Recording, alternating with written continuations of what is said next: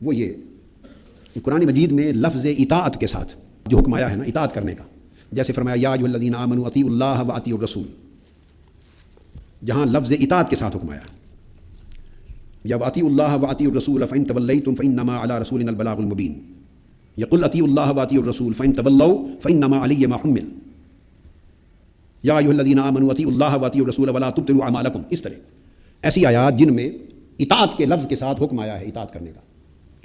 یاد رکھ لیجئے ان کی دو قسمیں ہیں، یہ آیات کل 42 ہیں قرآن مجید میں، 42 جن میں حکم اطاعت آیا ہے لفظ اطاعت کے ساتھ۔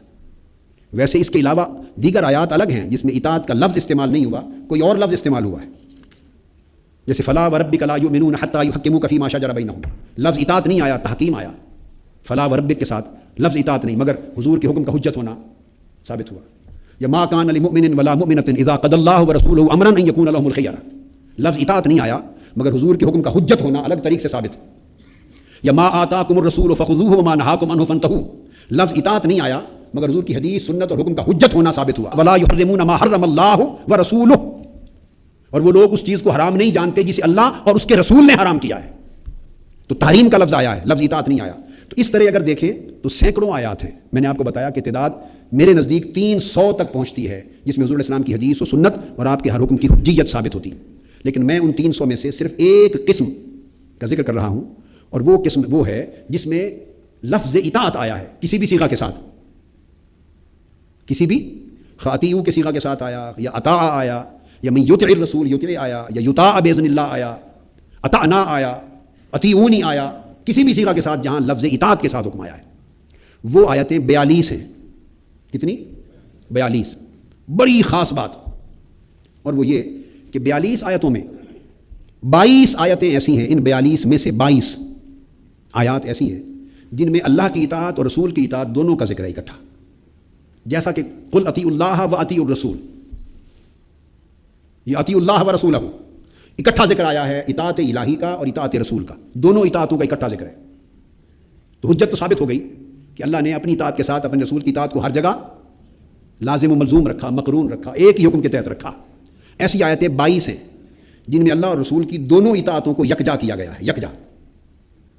اور 20 آیتیں ایسی ہیں، یہ خاص توجہ طلب ہے، 20 آیتیں ایسی ہیں جن میں صرف اطاعت رسول کا ذکر ہے، اطاعت الہی کا ذکر نہیں ہے۔ 20 آیتیں ایسی ہیں، یہ انالیسس ہے قرآن مجید کا مطالعہ ہے، جن میں صرف رسول کی اطاعت کا ذکر ہے، اور اس آیت میں اس مقام پر اللہ کی اطاعت کا لفظاً ذکر نہیں ہے۔ اللہ رب العزت نے اطاعت الہی کا لفظاً ذکر ترک کر دیا ہے، حکم ہے، اس لیے کہ رسول کی اطاعت میں ہی تو اللہ کی اطاعت،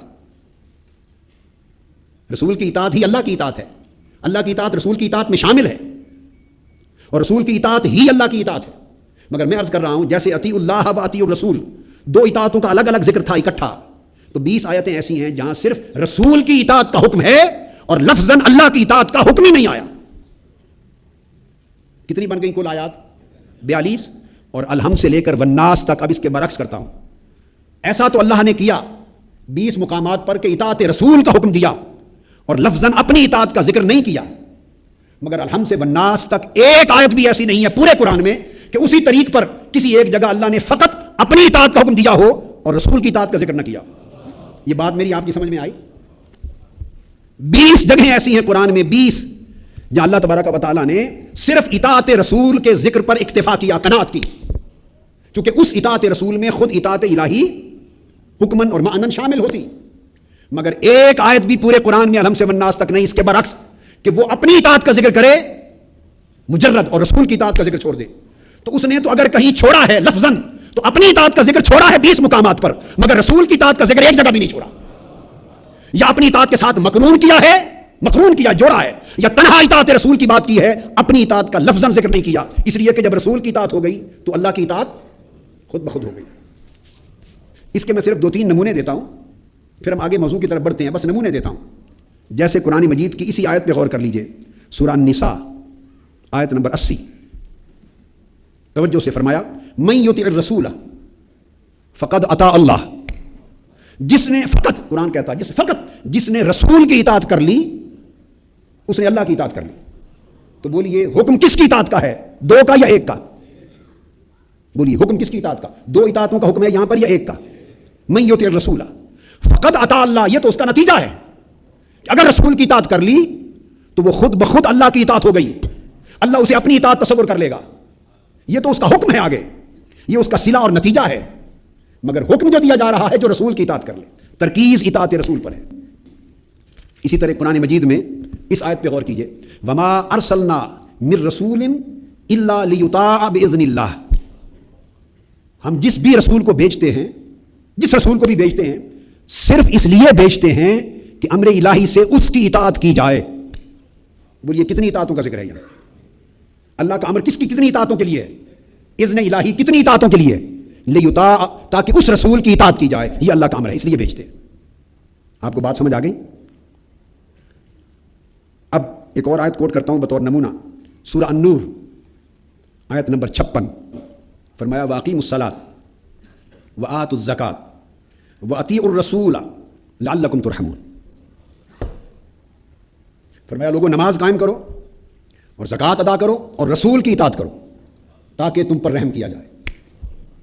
نہیں فرمایا وأطیعوا اللہ والرسول، نہیں، نماز قائم کرو، زکوٰۃ ادا کرو، وأطیعوا الرسول، اور رسول کی اطاعت کرو، لعلکم ترحمون، تاکہ تم پر رحم کیا جائے۔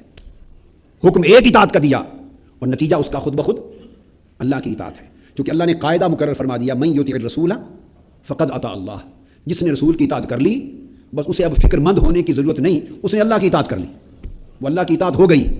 جس نے رسول کا ذکر کر لیا اسے فکر مند ہونے کی ضرورت نہیں، وہ خود بخود اللہ کا ذکر ہو گیا۔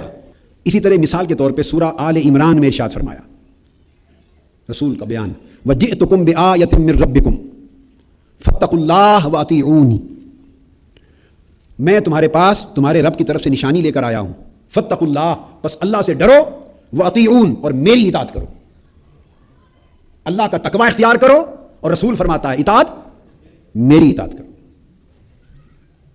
یہی بات سورہ شعراء، انی لکم رسول امین فاتقوا اللہ واطیعون، میں تمہارے پاس اللہ کا امانت والا رسول آیا ہوں، سو اللہ سے ڈرو اور میری اطاعت کرو۔ سورہ طٰہٰ، نمونے دے رہا ہوں، آیت نمبر 90، سورہ طٰہٰ، ارشاد فرمایا وَإِنَّ رَبَّكُمُ الرَّحْمَٰنُ فَاتَّبِعُونِي وَأَطِیعُوا أَمْرِی، ان ربکم الرحمن، تمہارا رب رحمان ہے، فاتبعونی، میری اتباع کرو، واطیعوا امری، اور میرے امر کی اطاعت کرو۔ حضور علیہ السلام فرما رہے، رسول فرما رہا ہے۔ اب بتا رہے ہیں کہ رب تمہارا اللہ ہے مگر اتباع میری کرو اور اطاعت میرے امر کی کرو، یہ قرآن ہے۔ تو کتنی اطاعتوں کا ذکر ہے؟ اس طرح کی 20 آیات ہیں جس کے 5، 7، 8، 10 نمونے میں نے آپ کو پیش کیے کہ جن میں صرف رسول کی اطاعت کا حکم دیا اور لفظاً اطاعت الہی کا ذکر نہیں کیا، اور جہاں دونوں اطاعتوں کا ذکر اکٹھا کیا وہ 22 آیتیں۔ اب یہاں اور ایک آیت بھی ایسی نہیں اس کے برعکس کہ اللہ جب 20 جگہ اپنی اطاعت کا ذکر لفظاً ترک کر رہا ہے اور صرف رسول کی اطاعت کا ذکر فرما رہا ہے، تو کوئی ایک جگہ تو قرآن میں ایسی بھی ہوتی اور ایک آیت ایسی بھی ہوتی کہ وہاں اسی طرح کہیں رسول کی اطاعت کا ذکر چھوڑ دیتا اور فقط اپنی اطاعت کا نام لے لیتا، ایسی ایک آیت بھی نہیں۔ پھر میں نے اس پر غور کیا، کیونکہ یہ بات جو میں نے آپ کو 42 آیتوں کا گننا، پھر اس کی تجزیہ کرنا، چونکہ کسی کتاب میں نہیں دیکھی تھی، یہ کسی کتاب میں نہیں پڑھی تھی، یہ صرف میرے مطالعہ قرآن میں آئی، تو پھر اس کا سوال بھی خود اٹھا اور جواب بھی خود تلاش کرنا تھا، کیونکہ کسی کتاب میں تو یہ تھا نہیں، اگر تھا تو فقط اللہ کی کتاب میں تھا۔ تو سوال پیدا ہوا کہ ایسا کیوں کہ اتنے مقامات پر وہ اپنی اطاعت کا جو حکم ہے اس کا ذکر ہے، لفظاً ترک، میں بار بار لفظ بول رہا ہوں، لفظاً ترک فرما دیتا ہے، اس لیے کہ حکماً اور مانن تو شامل رہتا ہے، کہ رسول تو مطاع ہو ہی نہیں سکتا اگر وہ اللہ کا بھیجا ہوا نہ ہو اور اللہ کا امر نہ ہو، تو رسول تو ہوتا ہی اللہ کا نمائندہ ہے، اللہ کے بہاف پر ریپریزنٹ کرتا ہے اور ڈیمونسٹریٹ کرتا ہے، اللہ کا سفیر ہوتا ہے۔ تو ایسا کیوں نہیں ہوا کہ وہ کہیں رسول کی اطاعت کا ذکر چھوڑ دے اور اپنا کر دے؟ اس کا جواب سن لیجیے۔ وجہ یہ ہے کہ ان 2 ہستیوں میں ایک ہستی بڑی ہے، ایک اس سے چھوٹی ہے۔ اللہ بڑا ہے، رسول اس کا برگزیدہ بندہ ہے، اور رسول اس کے بنانے سے رسول بنتا ہے، اس کے بھیجنے سے رسول بنتا ہے۔ اللہ کسی کے بنائے سے اللہ نہیں بنا۔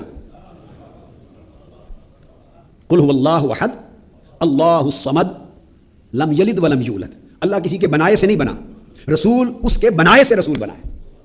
اللہ نے جس کو رسول بنا دیا وہ رسول ہو گیا، اللہ نے جس سے مخاطبہ کر لیا، کلام کر لیا، جس پر وحی بھیج دی وہ نبی ہو گیا۔ بس اس کا تو اتنا کرم ہے کہ جس سے بول لے 2 بول وہ نبی ہو جاتا ہے۔ اور جس کو یہ کہہ دے کہ میرے بول آگے فلاں قوم کو پہنچا دے وہ رسول ہو جاتا ہے. تو اللہ کسی کے بنائے سے اللہ نہیں بنا، رسول اللہ کے بنانے سے بنا ہے.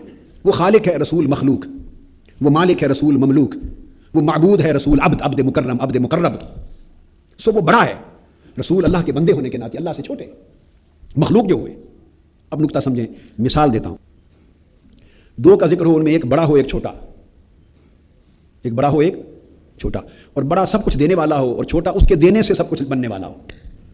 تو اگر وہ کسی کو متوجہ کرا دے چھوٹے کی طرف بلا تشبیہ و بلا مثال، بغیر تشبیہ کے کہہ رہا ہوں کہ اللہ پاک ہے اس تشبیہ سے.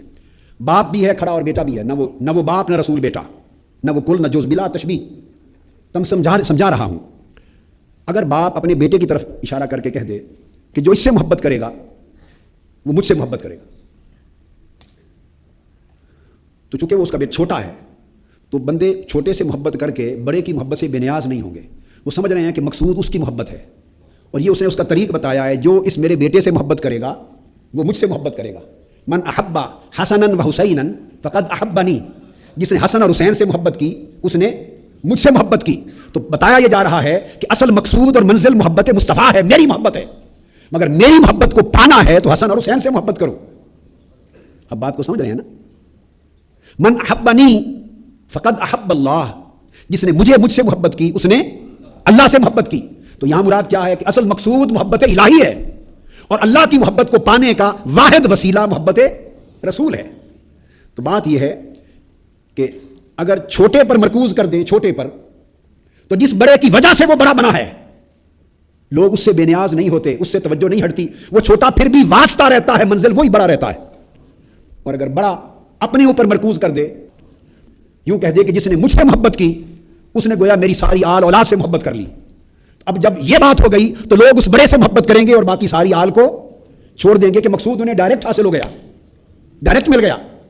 اللہ نے جب کہا کہ جس نے رسول کی اطاعت کی اس نے میری کی، تو اس کا مطلب ہے کہ رسول کی اطاعت واسطہ اور وسیلہ ہے، اور اللہ کی اطاعت مقصود ہے. اور اللہ کی اطاعت کا وہ مقصود خود بخود اطاعت رسول کے ذریعے حاصل ہو جاتا ہے. اور اگر اس کے برعکس اللہ یوں فرما دیتا من یطع اللہ فقد اطاع الرسول، اگر یوں کہہ دیتا من یطع اللہ فقد اطاع الرسول، جس نے اللہ کی اطاعت کی اس نے خود بخود رسول کی اطاعت کر لی، تو لوگ صرف اللہ کی اطاعت کرتے، رسول کو کون پوچھتا؟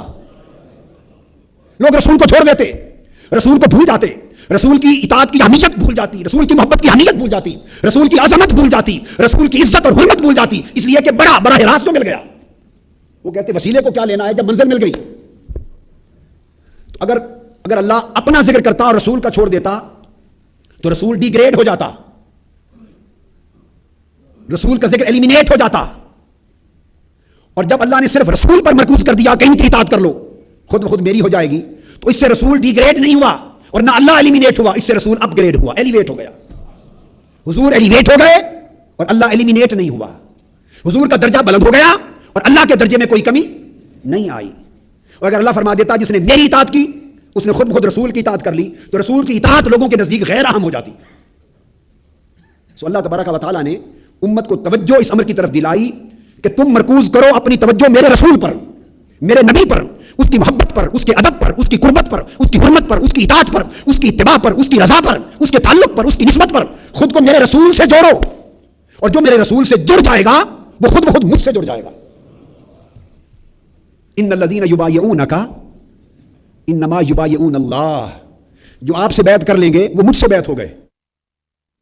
میرے محبوب جو آپ کے مرید ہو گئے، ان الذین یبایعونک، جنہوں نے آپ کی بیعت کر لی، جو آپ کے مرید ہو گئے، انما یبایعون اللہ، وہ میرے مرید ہو گئے، خدا کے مرید ہو گئے. مرید کہتے ہیں ارادہ کرنے والا، ارادہ محبت و اطاعت کرنے والا. انہوں نے مجھ سے بیعت کر لی. اور اگر یہ فرما دیتا کہ جو میرا ارادہ کر لے اور مجھ سے بیعت کر لے، پختہ عہد کر لے، اس نے خود بخود رسول سے بیعت کر لی، تو رسول کے ہاتھوں میں ہاتھ پھر کون دیتا؟ وہ رسول کی حاجت محسوس نہ کرتے. تو اللہ رب العزت نے پوری حضور کی امت کو اور اہل ایمان کو متوجہ رسول کی ذات کی طرف کیا ہے کہ دروازہ یہ ہے مجھ تک آنے کا، راستہ واسطہ اور وسیلہ یہ ہے مجھے پانے کا. اس لیے حضور علیہ السلام کی اطاعت کو اللہ رب العزت نے ناگزیر کیا، اور جب حضور کی اطاعت ناگزیر کی تو یہی حضور کی سنت اور حدیث کی حجیت ہے.